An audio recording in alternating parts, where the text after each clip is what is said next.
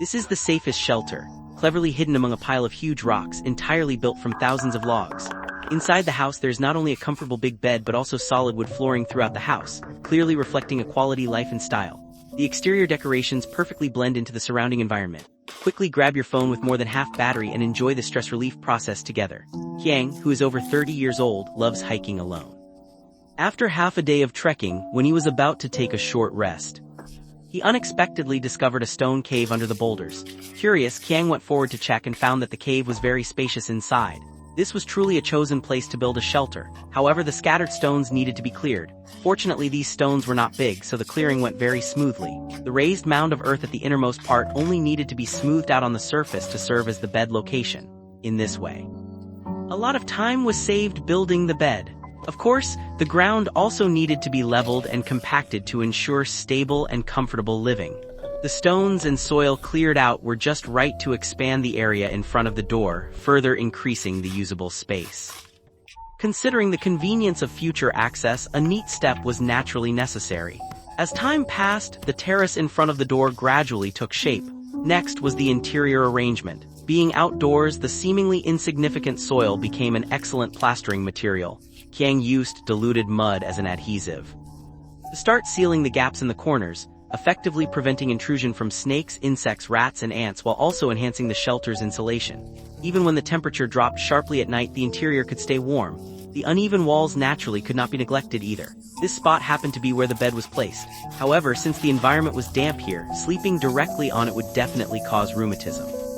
So Kiang went to the nearby jungle, and with swift action, he sawed the logs one by one. After several trips back and forth, he finally moved all the logs back to the shelter. Kiang planned to use these logs to upgrade and renovate the bed. Of course, the rough bark had to be cleaned thoroughly. Then he halved the logs. Thanks to Kiang's strong hands-on skills, handling the logs was especially easy. After meticulous processing, Kiang sawed the logs into thick slices one by one. He carefully measured each wooden board to ensure the length was consistent. Only after laying the boards on the bed could it look tidier and more beautiful. This greatly isolated moisture from the soil. After completing the bed renovation, Kiang began to pile up 2 walls with soil. He was especially meticulous, ensuring the height of each wall was consistent. Then he laid the logs flat, quickly making a simple and practical table. At this moment, the interior facilities were basically completed, but the ground was still very rough. To further improve living comfort, Kiang tirelessly sawed the logs into wooden pieces of uniform thickness. Similarly, he used diluted mud as an adhesive to orderly carry out the flooring work. After laying each floorboard, Kiang carefully checked and filled the gaps between the boards to ensure the floor was stable and flat. As time quietly passed, the originally rough ground gradually became neat. Considering the unpredictable dangers in the deep mountains, a sturdy door was crucial. Although the door frame was not large, it was already fully sufficient. After confirming the door frame's position, Kiang also used local logs to block the gaps on both sides. The remaining logs were not discarded carelessly by Kiang but used to decorate the edges of the terrace, which was just right. However, the environment here was very damp, and the muddy ground made it easy to slip when walking on it. Therefore, the terrace floor laying was also put on the daily agenda. After completing the floor laying work, Kiang moved to a nearby space.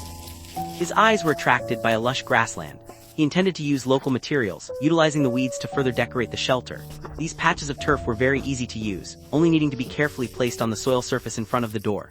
The decoration effect was not only very beautiful but also did not affect the turf's continued rooting and growth. In a blink, the shelter blended into the surrounding environment. As for the shelter's door, Kiang carefully measured the size. Although resources were limited in the wild, logs were undoubtedly the most convenient and practical building material. Kiang laid the wooden boards flat and neatly, then picked up a hand drill to make holes in the plan positions. The next reinforcement work was straightforward, only needing to drive in wooden nails one by one, effortlessly creating an indestructible door panel. However, having only the door panel was far from enough. To make the door open and close more smoothly, Kiang hand-carved 2 pairs of lotus leaves and aligned the door panel with the latch position. With a gentle push, the door could freely open and close. After resting briefly, Kiang devoted himself to the stove construction. He already had a clear idea in his mind. It was no small task to hollow out the solid logs inside. After 2 hours of persistent effort, Kiang finally obtained the stove's core component. The wood processed earlier could be used as the stove's support. After several days of high-intensity construction, Kiang was exhausted. He quickly lit the firewood. In his spare time, Kiang took out the food he had prepared in advance and began preparing dinner. Although living alone in the wild, he could not neglect himself. He carefully matched meat and vegetable ingredients and grilled them one by one over the charcoal fire. Soon the skewers sizzled and oozed oil, releasing a strong aroma. Returning inside, Kiang devoured the food he made by himself, enjoying this rare leisure time. After eating and drinking his fill and after a short rest, Kiang carefully laid out the bedding. The fatigue of many days finally eased a little at this moment, and he peacefully fell asleep.